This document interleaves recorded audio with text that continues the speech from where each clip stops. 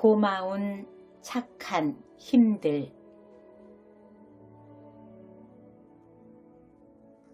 마당 그늘진 담 밑에 머위가 자생하는 곳이 있다. 머윗잎은 연할 때 쌈을 싸먹어도 좋고 머윗대로 껍질을 벗겨 나물을 해먹으면 몸에 좋다고들 하지만 집에서 흔하게 자라는 건 잘 먹게 되지를 않는다. 내버려 두니까 너무 무성해서 작은 꽃나무가 있는 데까지 침범을 하길래 담 밑에서 자라는 것만 남겨놓고 모조리 뽑아버리기로 했다. 마음먹고 정리를 하다 보니 여기저기서 무성한 잡초도 같이 뽑아내게 되었는데 일을 하다 보니 다 자라서 꽃봉오리까지 맺힌 봉숭아도 뽑아버리고 말았다. 마당에는 작지만 꽃밭이 따로 있어서 해마다 백일홍, 채송화, 봉숭아 등 일년초들이 씨 뿌리지 않아도 절로 나고 있다. 나는 적당한 간격으로 솎아주기만 하면 된다. 그러나 봉숭아 씨는 워낙 멀리까지 튕겨져 나가기 때문에 엉뚱한 데서 심지어는 돌층계의 작은 틈을 비집고도 싹이 나는 걸 보게 된다. 그러나 그런 데서 어렵게 발아한 것은 비리비리 될성 부르지 않아서 미리 뽑아버리게 되는데 머위 밭에서 자란 건 꽃밭에서 정식으로 키우는 것보다 키도 크고 대도 실했다. 꽃밭의 봉숭아는 아직 꽃피기 전인데 벌써 꽃봉오리까지 매달고 있는 게 아닌가. 그걸 보니 내가 너무 못할 노릇을 한 것 같아 다 시든 걸 꽃밭에다가 옮겨 심어주었다. 마구 뽑아낸 거라 뿌리도 온전치 않고 제가 자란 흙도 얼마 묻어있지 않으니 살아날 가망은 거의 없었다. 그래도 옮겨 심고 나서 물을 듬뿍 뿌려주었더니 물줄기를 이기지 못하고 30cm 가까운 꽃나무가 허리를 꺾고 기역자로 가까스로 서 있었다. 막대기를 대줄까 하다가 그까지 흔해 빠진 봉숭아 하고는 내버려 두었더니 다음날 봉숭아는 서 있기를 포기하고 땅에 길게 누워있고 시든 이파리는 이미 흙빛으로 변해 땅의 일부가 되어 있었다. 가뭄 끝에 밤사이 비가 촉촉히 와서 마당의 녹색들이 한결 생기있게 빛나는 어느 상쾌한 아침이었다. 오늘 아침에는 꽃밭에 물을 주지 않아도 되겠구나 기분 좋게 마당을 거닐다가 문득 봉숭아가 누워있던 자리를 보니 어제 저녁 때까지 분명히 누워있던 봉숭아가 꼿꼿하게 서 있는 게 아닌가. 이파리는 거의 다 흙으로 돌아간 듯 줄기만 막대기처럼 서 있었다. 어떻게 그런 일이 있을 수 있었을까? 작은 기적을 보는 것처럼 기쁘면서도 마음이 짠했다. 이파리도 없이 비참한 모습으로 누워있던 봉숭아가 어떻게 일어설 수 있었을까? 서서히 조금씩 일어섰을까? 아님 어느 순간 벌떡 일어섰을까? 늙은이가 자리에 앉았다가 일어설 때처럼 꿍 하고 비명을 지르며 일어섰을까? 소리 없이 조용히 일어섰을까? 혼자 힘으로 일어섰을까? 누군가 가만 도와주어서 일어설 수 있었을까? 간밤에 내린 부드럽고 촉촉한 비가 도움을 준 건 확실했다. 비를 실어온 바람도 도움을 주었을 것이다. 그리고 무엇보다도 그 꽃밭의 동무들, 같은 봉숭아 나무들끼리 힘내라고 열심히 응원을 했을 것이다.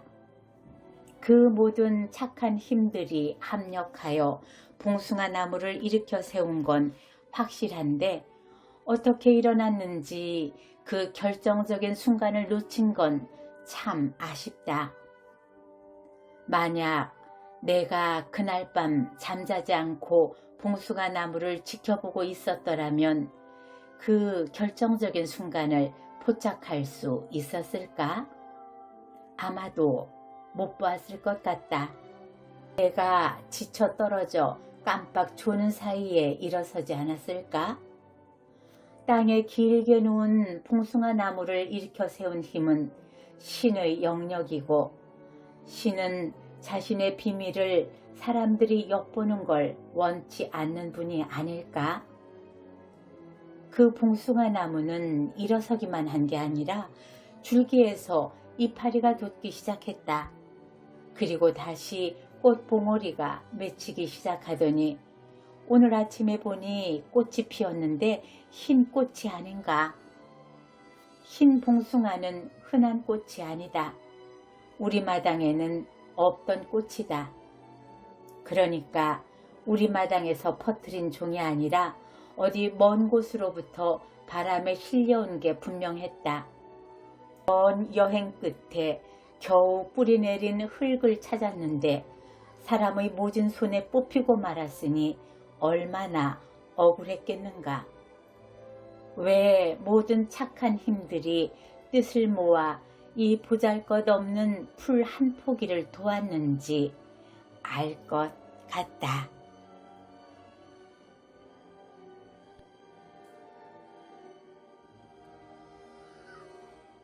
전원 생활은 고요한가?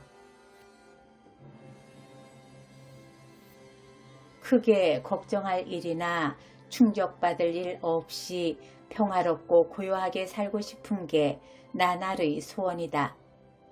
인사받을 만한 큰 일은 그게 설사 기뻐 날뛸 만큼 좋은 일이라 해도 안 일어난 것만 못할 것 같다. 산이나 고개를 피하고 돌아서더라도 평지만 걷고 싶은 건 풍파를 겪을 만큼 겪은 노년의 피곤증 때문이기도 하지만 하도 큰 사건 사고와 격앙된 소리가 그치지 않는 세상을 살다 보니 저절로 터득하게 된 소심한 보신책일 듯도 싶다.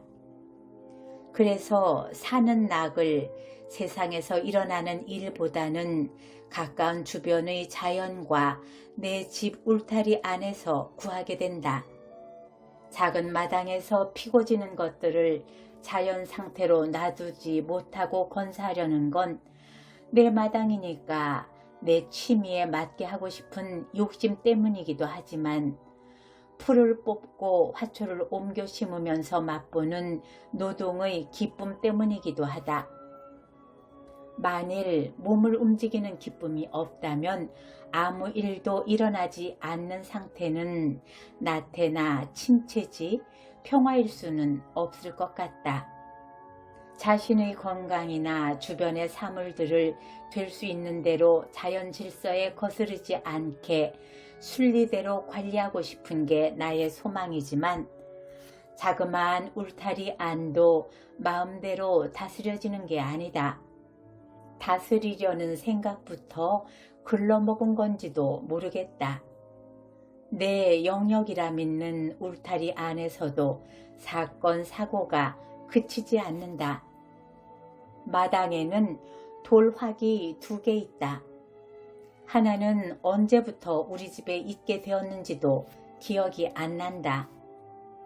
오래전 조선 기와집에 살 때 마당에 있던 걸 아파트로 이사할 때도 차마 버리지 못하고 어렵사리 끌고 다니면서 베란다에도 놔두었다가 거실에 놓고 유리를 덮고 다탁 비슷하게 쓰기도 했었다. 크기에 비해 무거운 거여서 이사 다닐 때마다 큰 짐이 되었지만 다시 마당이 있는 집으로 오게 되어 그 돌확도 불편하지 않게 자리를 잡게 되었다. 또 하나의 돌확은 단독에 살다가 아파트로 이사 가게 된 친지가 인계해주고 간 건데 원래 우리 집에 있던 것보다 크고 모양도 보기 좋다. 돌확이 2이나 생기니 그냥 놔두고 보기 아까워서 몇 년 전부터 연을 키우기 시작했다. 낮 동안만 피었다가 해지기 전 오므리고 잠을 자는 수련이다. 겨울에 갈무리 하기도 쉬워 해마다 수련이 피는 걸 기다리고 즐길 수 있었는데 문제는 장구벌레였다. 장구벌레를 키우는 건 모기를 키우는 거나 마찬가지다. 그 해결책으로 금붕어를 키워보라고 누군가가 가르쳐 주었다. 금붕어가 장구벌레를 잡아먹는지 모기가 금붕어를 보고 알을 낳지 않는지는 몰라도 아무튼 금붕어를 기르면서 정말 장구벌레가 안 생겼다.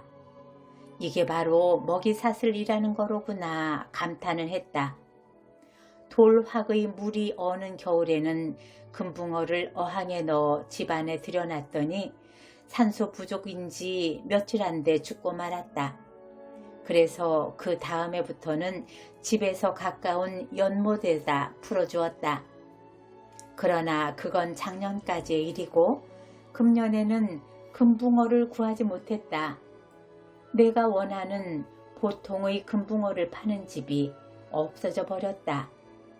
집에 온 손님이 그 소리를 듣고 자기네 동네에서 금붕어 파는 집을 봤다면서 구해다 주겠다고 했다. 꼭 그래달라고 부탁한 것도 아닌데 며칠 만에 정말 금붕어를 사가지고 왔다. 30도 넘게 수온주가 올라간 날이었다. 나는 미안하고 고마워서 어쩔 줄을 몰랐다. 그러나 푸른 수련잎 사이를 예쁘게 꼬리치던 금붕어는 다음날 아침 한 마리도 안 남고 모조리 돌확 바깥 땅바닥에 죽음으로 변해 있었다. 고양이 짓이었다. 나는 종종 우리 집에 단골로 드나드는 고양이가 돌확 언저리에 앉아서 물을 먹는 광경을 봐오곤 했었다. 우리 동네엔 개 기르는 집은 많아도 고양이 기르는 집은 없다. 그러나 주인 없이 어슬렁거리는 들고양이들은 수도 없이 많다. 그래서 음식 쓰레기 봉투가 제대로 남아나지를 않는다. 고양이가 못 뚫게 시뻘건 고무 들통을 준비해서 그 안에 쓰레기 봉투를 넣어주는 집도 많다. 나는 그러지 않고 마당에 먹이통을 놓고 고양이가 밝히는 생선이나 고기 찌꺼기는 쓰레기 봉투에 넣지 않고 먹이통에 넣어주어 버릇하게 되었다. 행여 가시가 목에 걸릴까봐 긴 가시는 가위로 짧게 썰고 살도 많이 붙여서 주었거늘 어떻게 이럴 수가. 차라리 금붕어를 모조리 잡아먹었어도 이렇게 치가 떨리지는 않았을 것 같다. 먹지도 않을 걸 왜 잡아서 내 눈 앞에 자랑스럽게 늘어놓았을까. 나의 분노는 좀처럼 가라앉지 않았다. 나는 아마 고양이를 배은망덕하다고 생각하고 있는 것 같았다.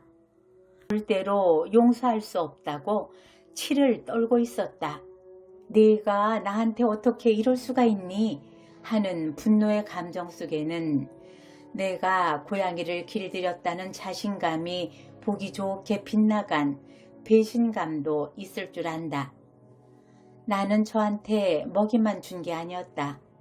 먹이를 주고부터 우리 마당을 제 집 마당처럼 드나들며 눈을게 되니 자연히 마당 여기저기에서 녀석의 배설물이 널려있게 되었다. 냄새도 지독하니 그걸 제때제때 치우는 것도 보통 일이 아니었다. 일 없이 어슬렁거리는 것만 보면 소리를 질러 쫓아내곤 했지만 소용없는 짓이었다. 빨리도 아니고 느릿느릿 도망가면서 야옹거리는 소리가 마치 나를 비웃는 것 같았다. 녀석의 유유함 때문인지 어차피 이길 수 없는 전쟁이라는 생각이 들었다. 그래, 먹기만 하고 배설은 하지 말라는 건 식객한테 식사 대접만 하고 화장실은 쓰지 말라는 것과 무엇이 다르단 말인가. 그렇게 뭉쳐 생각하고 제 배설물 시중까지 들었거늘 어떻게 그런 요망한 짓거리로 갚을 수가 있단 말인가. 요샌 말로 뚜껑이 열린다는 게 아마 이런 느낌이 아닐까? 나는 분기탱천에서 그날로 먹이통을 치우고 그놈이 얼씬만 하면 마당으로 쫓아나가 발을 구르며 쫓아내곤 한다. 다시는 화해할 일이 없을 거란 표시로 몽둥이까지 들고 나간 적도 있다. 놈과의 전쟁은 아직도 진행 중이다. 내 전원 생활이 평화롭기만 한 건 아니다.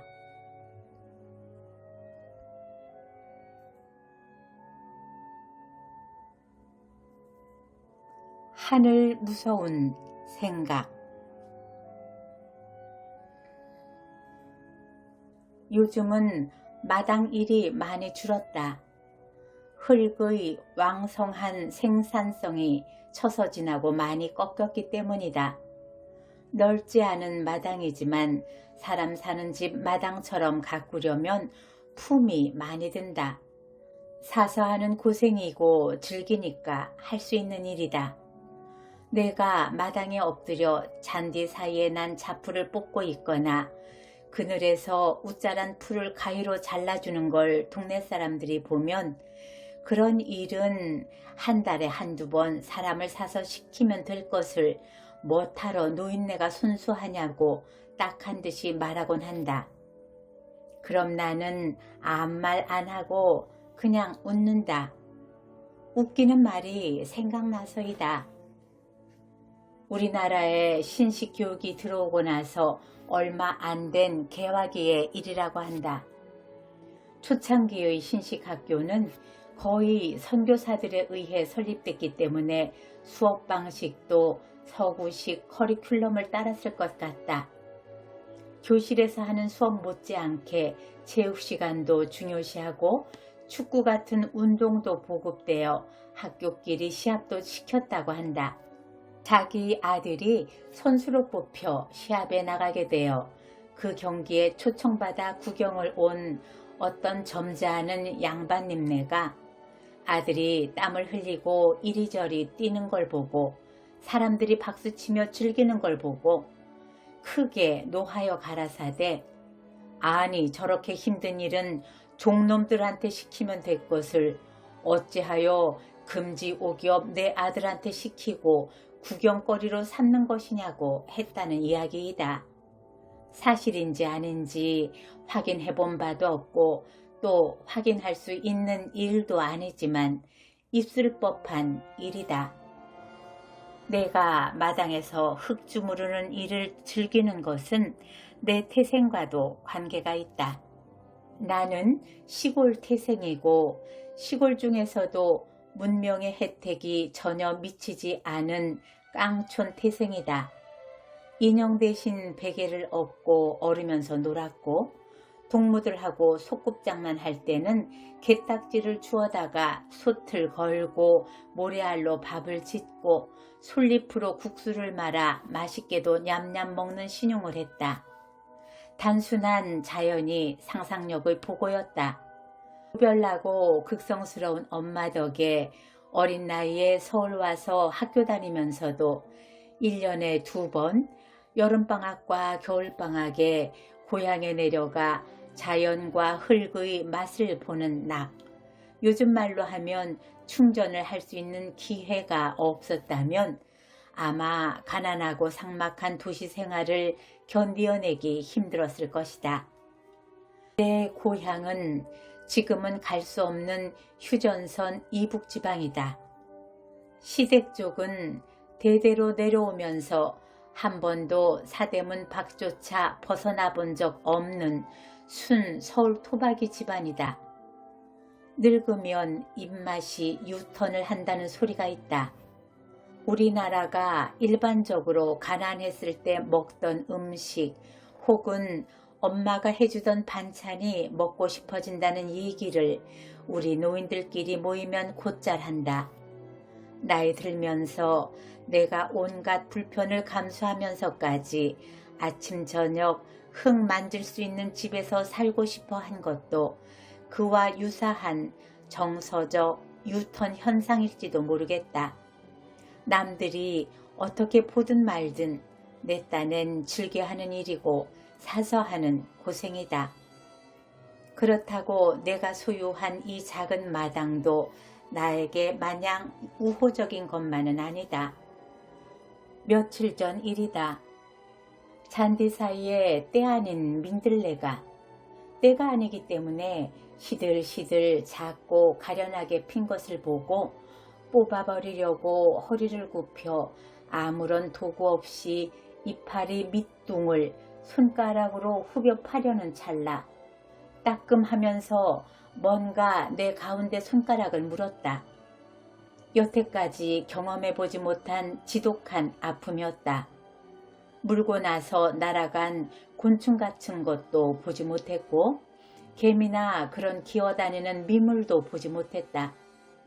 그러나 가운데 손가락 끝은 3mm 정도의 이빨 자국이 선명했고 통증은 어깨까지 빠르게 퍼졌다.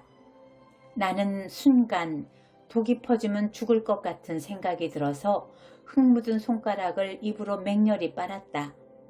빤 침을 퇴퇴 뱉으면서 그리고 집 안으로 들어와 손가락을 흐르는 수돗물에 씻고 닦고 나서 소독하고 연고를 발랐다.